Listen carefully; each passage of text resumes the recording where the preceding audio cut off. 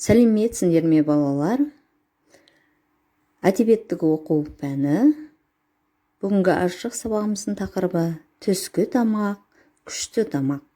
Сабағымыздың мақсаты мәтіннен негізгі ойды білдіріп тұрған сөйлемді таба білу, суреттермен жұмыс жүргізу, ақын сұрағына жауап беру.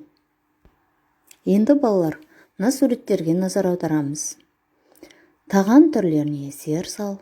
Осы тағамдарды берілген нақыл сөздерге қарай топтастыр, түсіндір дейді. Төменде бізге нақыл сөздер берілген.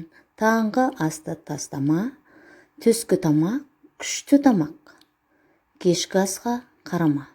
Яғни осы жерде таңғы асқа, түскі асқа, кешкі асқа жеуге болатын тағамдарды топтастыруымыз қажет.